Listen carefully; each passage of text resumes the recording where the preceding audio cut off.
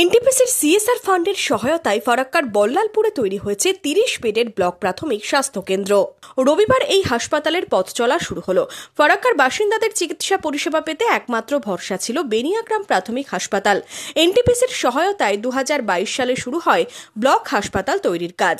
গত 6 মে সুতির প্রশাসনিক সভা থেকে এই হাসপাতালের উদ্বোধন করেন মুখ্যমন্ত্রী মমতা বন্দ্যোপাধ্যায়।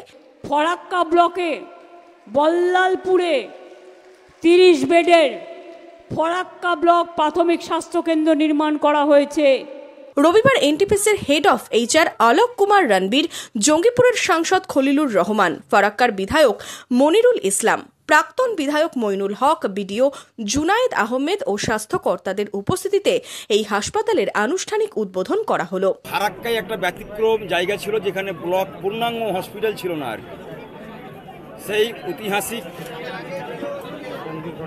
সন্নিক্ষণে দাঁড়িয়ে আমরা আমাদের জঙ্গিপুরের সাংসদ খলিলুর রহমান সাহেবকে পেয়েছি, যিনাদের অর্থ ব্যয় আর কি এনটিপিসির এজিএম এইচআর আলোক রণবীর সাহেব আছে, আমাদের প্রাক্তন বিধায়ক মনিরুল হক সাহেব আছে, আমার বড়দা কাউসার আলী সাহেব আছে।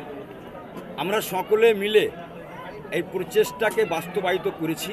প্রাথমিক ট্রিটমেন্ট করার জন্য যে একটা সুবিধার জায়গা ছিল না, একটু কিছু হলে ডেলিভারির কোনো কেস হলে আমাদেরকে রেফার করা হতো জঙ্গিপুর অথবা মালদা, বহরমপুর। সেই কাজগুলোর জন্য আমরা এখানে পূর্ণাঙ্গ একটা হসপিটাল রূপে পেয়েছি এবং আগামী দিনে তার পরিষেবা স্বচ্ছভাবে চালাতে পারি। আমাদের এনটিপিসি এইচআর এজিএম এইচআর আলোক রণবীর সাহেব আমাদের কথা দিয়েছেন আরও এটাকে ডেভেলপ করার জন্য আমাদের সর্বত্রভাবে আমাদের পাশে আছেন।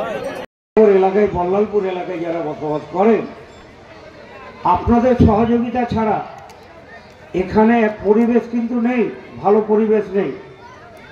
একটা স্বাস্থ্যকেন্দ্র চালাতে গেলে আপনাদের সহযোগিতা প্রথম প্রয়োজন। নিজের সাংসদ এলাকা না হলেও আগামী দিনে সাংসদ তহবিলের অর্থ এই হাসপাতালের সহায়তা করবেন বলে আশ্বাস দিয়েছেন জঙ্গিপুরের সাংসদ খলিলুর রহমান। আমাদের এনটিপিসি যে সিএসআর ফান্ডের সম্পূর্ণ আর্থিক সহযোগিতার ফলে এই হাসপাতাল গড়ে উঠলো আর কি।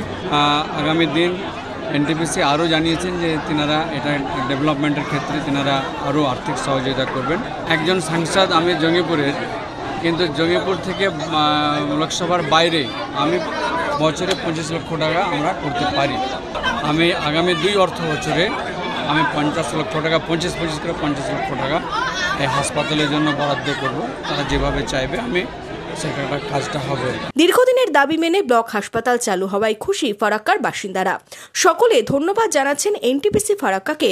ফারাক্কা ব্লক হাসপাতালে ওপিডি পরিষেবাও পাবেন এবার থেকে এলাকার বাসিন্দারা।